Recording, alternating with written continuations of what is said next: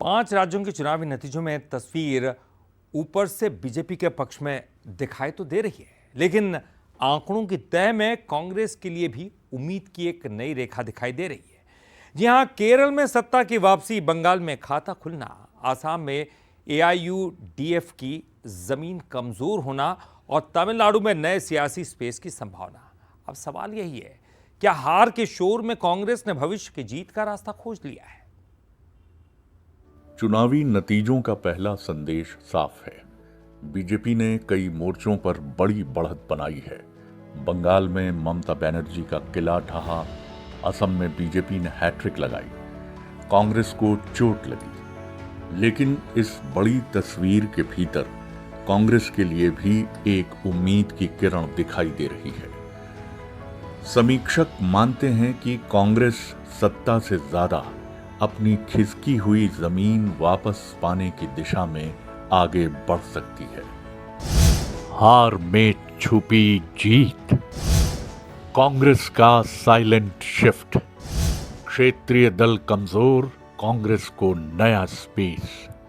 सबसे बड़ा संदेश केरल से आया, जहां कांग्रेस नेतृत्व वाले यूडीएफ ने 10 साल बाद सत्ता में वापसी की।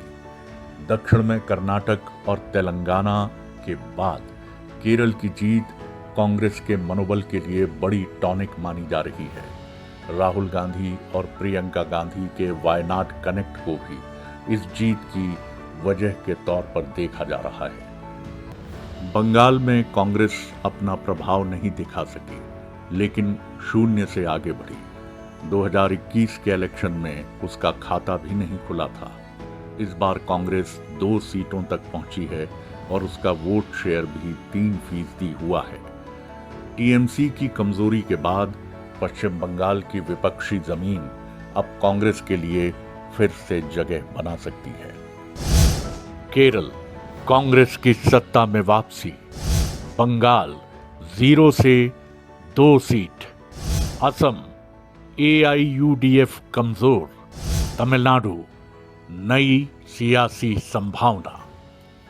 असम में बीजेपी की जीत बड़ी है, लेकिन कांग्रेस के लिए यहां भी एक राजनीतिक संकेत छिपा है। मीडिया समीक्षक मानते हैं बदरुद्दीन अजमल की एआईयूडीएफ कमजोर हुई और अल्पसंख्यक वोट कांग्रेस की ओर ज्यादा सिमटता दिखा।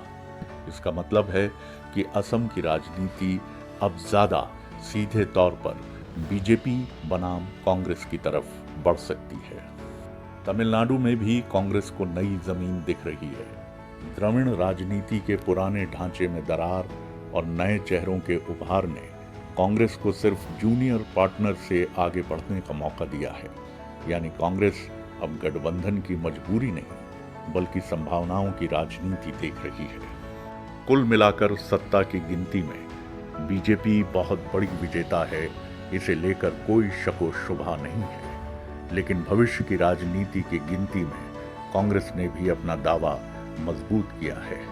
क्षेत्रीय क्षत्रप कमजोर हुए हैं और राष्ट्रीय परिदृश्य में अब बीजेपी के सामने एक ही पार्टी है बतौर विपक्षी दल, वो है कांग्रेस। विपक्ष की इस खाली जगह को कांग्रेस मजबूती से भरने की कोशिश कर सकती है। राजनीति में कई बार हार अंत नहीं होती, लंबी छलांग से पहले का ठहराव होती है।